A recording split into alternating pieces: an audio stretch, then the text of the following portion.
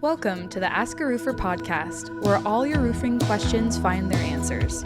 Your hosts, Megan Ellsworth and Lauren White, peel back the layers of the roofing world to reveal the knowledge, tips, and FAQs you've been curious about. From shingles to skylights, metal to asphalt, we're here to demystify the system above your head.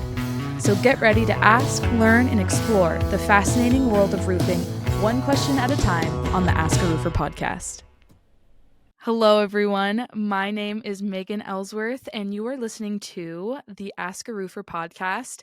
I'm so excited. We have a legend in the roofing industry, full of absolute wisdom, John Kenney from Cotney Consulting. So, hi, friend. How are you? Great. How are you? I've always loved getting on these whenever possible. It's good to see you again. It's good to see you too. I'm excited to learn about asbestos today because it is still very apparently a danger in construction and old homes. So I would love to just, before we get into that, have you introduce yourself and tell us a little bit about Cotney Consulting. Absolutely. Again, I'm happy to be here, and this is a good topic to talk about. But my name is John Kenney. I'm with Cotney Consulting Group now. But prior to being in Cotney Consulting Group, where I get the background and the expertise in a lot of these fields, because people are like, "Oh, consultant, how do you know about all this?" I was a roofing contractor for 45 years.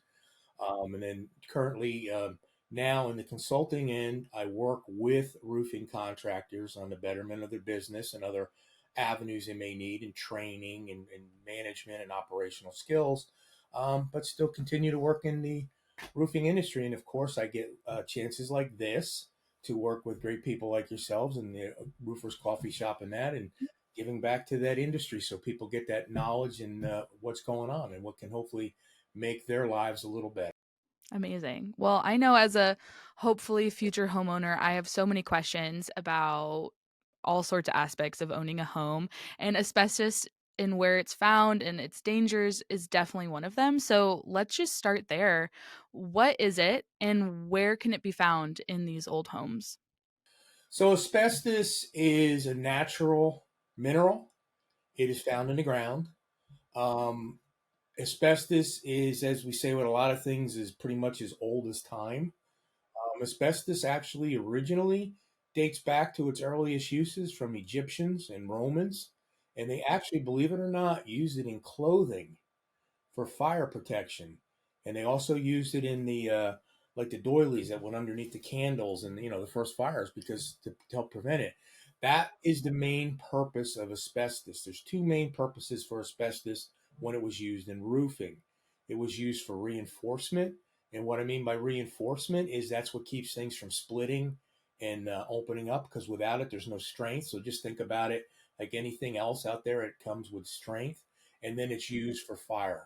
It has a Class A fire rating, and it's almost impossible to burn through. So that was the two main reasons, and it comes out of the ground in mining. The same as you get any other mineral out of the ground. Okay, wow. Where in a home should homeowners be concerned about asbestos, especially maybe they need a new roof? Where in the home can it be found most commonly now?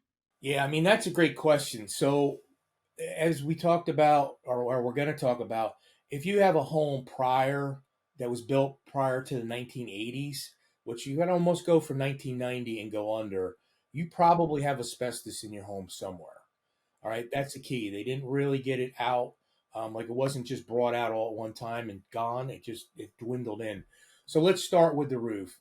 So there, it also, what you may still find out there in the marketplace is what they call a pure asbestos roof tile. If you look up at a roof, it's usually kind of might resemble a slate look, but kind of octagonal. Usually looks like that octagonal look, but it's always going to have like that dull sheen unless it's been painted. Looks like a dull faded gray sheen, and sometimes you actually see the asbestos fibers in there. So if you have that type of roof, which there's still many of them on in existence today because they were a very long lasting roof, that's a pure asbestos. Asbestos was also mixed in with shingles. But honestly, fiberglass has been out a very long time, like in the 70s and that. So the fiberglass, again, we're talking about reinforcement, replaced asbestos use in asphalt shingles.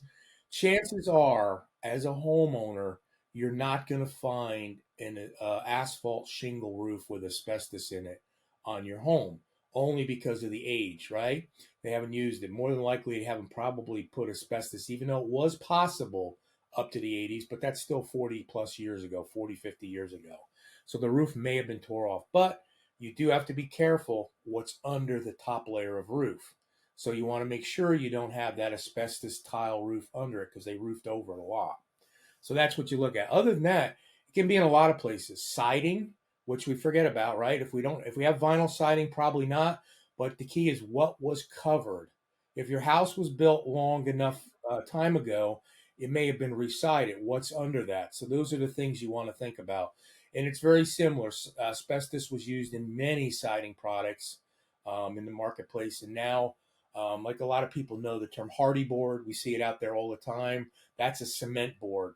They had boards similar to that were based with the asbestos base on that also could either look like regular clapboard, it can look like shingles, it can look like wood shakes. There's all different ways and ones that were out there. Now, that's mainly on the exterior. Now, the biggest hidden probably danger, I'd say, for homeowners on the interior of their homes. If you have a home that's old enough and you have the type of furnace in the basements that have the pipes in there, more than likely it was wrapped with asbestos. Now, if it was not abated, which abated means you're getting rid of it at some point in time, if they probably sold it past 1990 and you may be the next owner, it may have been abated, but you want to check for those things. They also used it in floor tile. Wow, it was used everywhere. It was used everywhere. I will tell you, it was known as the magic mineral. That was one of the things it was known as because it was added in to like a home in probably the 50s. They actually had asbestos in with the drapes and all the other products that were in the house. Amazing because it was a fireproofing membrane. It was even used in old Christmas ornaments back in the 30s and 40s. So Wow. depending on what you have in your attic, you may very possibly have asbestos in your areas. But those are kind of the extremes. So you want to look roof, siding, kind of experiment, see what you got. And then interior, if you're concerned, look for any kind of pipe wrappings that you have over piping. That usually goes with a furnace type heating system. And then if you have floors that are the old vinyl type tile, and I know anybody out there that's been in an older home and sees that traditional black and green tiles that are on the floors, they're more than likely pure asbestos tiles because that was the big way they made them. So those are the really main areas that you're looking for. Wow. And you may or may not have it on your Christmas tree in ornament form.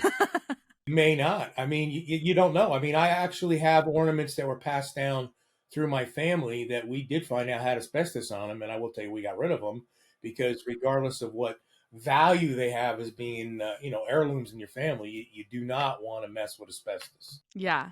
So, okay, how can homeowners know if their home has asbestos in it? Like, is there a test they can do? Do they just need to hire a contractor to do an inspection? What's the deal? Yeah, so most of your home inspection agencies have avenues to get asbestos testing done. And if you have so if you're buying a home, you normally would get a home inspection report, and they will usually at that stage put up the red flag and say, hey, you may have it in your roof. You may, that usually they're not going to test for it. They're going to say these are the areas where you possibly could have asbestos. It appears to be that way. That would be like step one. If you really wanted to have it tested, then that would be usually some sort of an environmental engineering firm that would have the availability to come out and do a cutout or a test and let you know if it's asbestos, and they take it back to the lab. And it could be anywhere from 3 days to a week or more, depending on the speed of the lab to get the results. But the only way you can actually verify if you have asbestos is having a test that you can look at it and make an assumption you may have it, but there's no way of knowing unless you have it tested. What would you say are the major health risks of asbestos exposure? So asbestos falls into two categories. It's called friable and non-friable. So what that means is friable means it can get airborne. Okay. Non-friable means that it's probably only way it could get airborne is if you broke it up or cut it or crushed it. You got to do something with it. Let's go back to the pipe wrappings. That's a great example of friable. That is very easily can get airborne and is extremely dangerous because of that. Because the wrapping that went around it was probably an asbestos reinforced paper, and that dries out over time, and there's nothing to stop those fibers that are inside the pipe used for the insulation value to get out into the air. That can happen. That's friable. Good news is, like your floor tiles, your siding products, your roofing products, they fall into non-friable category. So by themselves, they're not dangerous. So if you had asbestos siding on your house, that does not mean that it's dangerous to you, because unless something happened to make it friable, and the only way that could happen is between cutting it, crushing it, and making it airborne. So that's what you want to look at. So I don't want anybody to panic, because just because you have asbestos in a building product doesn't necessarily make it a danger, an immediate danger. So that's what they're going to test for. So if, let's say we have, and most of what's going to be in our building material is going to fall into the non-friable, and they'll test for that, and they'll test it, and they'll say, yes, it contains X amount of asbestos. The reason why that's important, because under a certain limit, it's so small it does not matter. And they'll let you know this. That's what the environmental engineers do in their reports. So when a homeowner, say they need a new roof and they find out that they have asbestos, what are some of the precautions they can take to lower the amount of exposure for them in their home, and also probably the workers too doing the work? Yeah, so really for that would then, so I'm Mr. and Mrs. Homeowner. We to get it tested, and I know I have asbestos in my roof. So I would want to notify my contractor that I'm going to hire that, hey, I've had this test and it's asbestos. They need to file. They need to follow asbestos abatement protocols for roofing. Now, again, the good news is, as I said, roofing falls into non-friable. So you're not going to see them in the suits and the masks, and you're not going to have yellow tape all over your yard that you look like an environmental hazard zone. No, what they're required to do, they will need to wear a filtered mask. It has the right filter in it to prevent any loose asbestos from getting in there. Normal processes, it will be to wet it down. You put water on it just to keep the dust down, and then it will go into a dumpster. There's two ways that are acceptable. The dumpster either has to be double lined with double mill plastic in there and then wrapped and taped, or they can bag it, and the bag gets sealed up with duct tape and then put into the dumpster. The asbestos, so that's the abatement portion. Now, the other key is where people get into trouble is to make sure that that dumpster is going to an asbestos approved landfill. And you want to make sure as a homeowner that that's happening, and you get a copy of the tickets from whoever they're using for the dumpster, whether the roofer's hauling it themselves or whether they brought in a dumpster, a third party dumpster company to haul it out. But reason why I'm telling you this is if there's ever a problem down the road, nobody can involve you as the homeowner that you didn't have the receipts, that you've done everything right. You're really responsible as an owner of any building to test for asbestos. The contractor's not. But again, it's kind of up in the air whether or not you need to, based upon some of the things we discussed earlier. But if we do have asbestos, you want to follow that, and you definitely want to have the receipts that went to a legal dump site. Yeah. Yeah, wow, that's so important, and these are things that, first-time homeowners wouldn't know. I had no idea. I have no clue. So, I'm just so glad we're talking about this. How can asbestos impact the cost and timeline of a roofing or a siding project? And how can knowing prior kind of help keep that timeline shorter? Yeah, time wise, it's probably not going to add a lot onto it. It'll slow down production a little bit because of the precautions they need to make. But let's just say if we had a 5 day roof replacement project on a home, which would be a longer duration, maybe it'll take 6. So you can see it's not a big deal. Cost wise, that's different. Cost wise, because of the double bagging and the things that get involved with it, the cost going to the dump and then probably your testing. It depends. But you're going to probably add on. It could be 20% more than what it would be if it wasn't, or 25 even. Depends on how much you have, the type you have, and the area you're in. Because some areas are expensive to get rid of asbestos compared to others that are fairly reasonable. Would every state have an asbestos approved landfill, or would you have to like go out of state? No, usually every state accepts it. Again, if it's, again, this is the key. If it's non-friable, it usually goes into the same landfill as the rest of the garbage, but it goes into a special section. And really, what they do by special section is they're documenting where it was dumped into their records. If it's not, if it's friable, which is the bad asbestos, that's a whole nother story. If you're doing a friable, if you're a homeowner and you go in and it's in your ceiling tiles, and here's another thing we forget about, popcorn ceilings. We know how popular they were. Usually, the popcorn ceilings in the '80s and earlier had the pops that make it look like popcorn. A lot of times they were asbestos that was mixed in.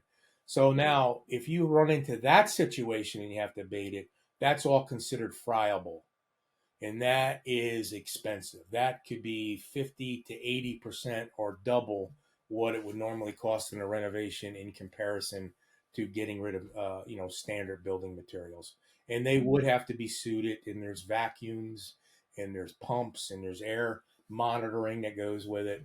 But luckily, hopefully, I would be more concerned as a homeowner about what I have on the inside. The outside you can deal with. But the good news is, that's why we're here. We're getting some education out there. Yeah, exactly. And it's also a good reminder that like you probably don't want to do this yourself. This isn't a DIY project. Oh, any contractor that abates any type of asbestos, whether it's friable or non-friable, has to go through and have a course and be trained. In most states, the contractor has to be registered to abate asbestos. So there's a process to it. This is definitely not a DIY. Yeah. Yeah, definitely. So, are there any legal requirements for asbestos testing in residential projects? Now, so usually friable asbestos, most banks for mortgages require the building inspector to look for that. That's real easy. They're going to pick that out. I'll give you an example. I bought my first home, my wife and I, we bought our first home in the '80s. So the house that we bought had a lot of friable asbestos in it. It was in the paint, the popcorn in one room. It was in the drywall in another room, and it was all over the heating pipe. So we knew that's easy for them to pick out. They know it. The non-friable and the roofing and that, they don't. It's hard for them. But here's the good news as a homeowner: the federally, commercially, it falls under every state. It's on the owner to test, the contractor to abate. There can be some legal ramifications if that's not followed. Good news is for homeowners, 4 stories and under residential facilities are exempt from these EPA requirements. Okay, so you won't be breaking any rules or laws or have to worry about filing and all that. But the most important thing is you still want to be aware and know if you have it, because if you're going to abate it, you want to follow the proper rules and regulations that we just went through with the bagging. And so you understand it. Because let's face it, as a homeowner, the last thing you want is somebody's worker coming back 5, 10 years later and filing a lawsuit against you, which is, we all know things happen. So, follow-up question to that, if you're buying a house and you somehow find out you do have non-friable asbestos in your siding, it's not hurting anybody, it's non-friable, and your siding looks fine and you don't really need to replace it, can you just leave it if you know it has asbestos? Yeah, technically you can, for sure. But again, that might depend on your bank, your mortgage. Okay, that's usually the more of the driver of that, and unfortunately, insurance. That's what drives everything today. So I want to put that asterisk next to it that you can always be driven to do something that you may not be required to do anywhere else by your lender or your insurance company. A couple of things that are interesting coming out, which probably is going to affect the commercial world more, and I expect 2-story dwellings or 2 family and under to be exempt from this because it would be devastating.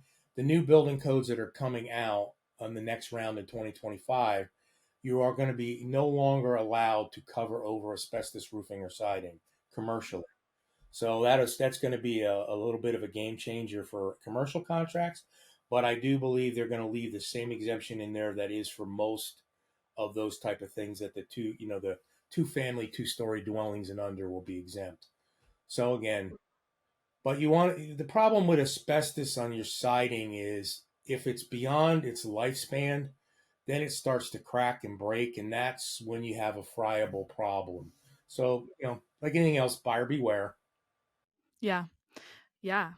Absolutely. And beware for your own health and the health of the people living in the home. Um, Going back to those new building code requirements, that's huge for apartment buildings that were built before the 80s, and building owners that own those buildings. So that's good to be aware of. Yeah, and again, there are going to be some exemptions in certain codes, but and as far as that, so as a homeowner may not know this, but a lot of commercial contractors don't know it either. You got to know what's adapted into your state. So just understand that because something changes in 2025 doesn't necessarily mean it's going to be effective in anyone's area immediately. Like for example, right now I live in the state of Florida. So the state of Florida updates their codes every 3 years. So yes, in Florida that will become part of the new code going forward. But for example, in Texas, I do a lot of teaching of contractors in Texas. Texas hasn't adopted their code. I think is 2013. Nothing wrong with that. That just means legislatively they haven't met and found a need to update. So the new code changes are not going to affect, say, Texas until they decide to adopt the code. But that's just a little background so everybody, I don't want anybody panicking and saying, "Oh my." Yeah, no, absolutely.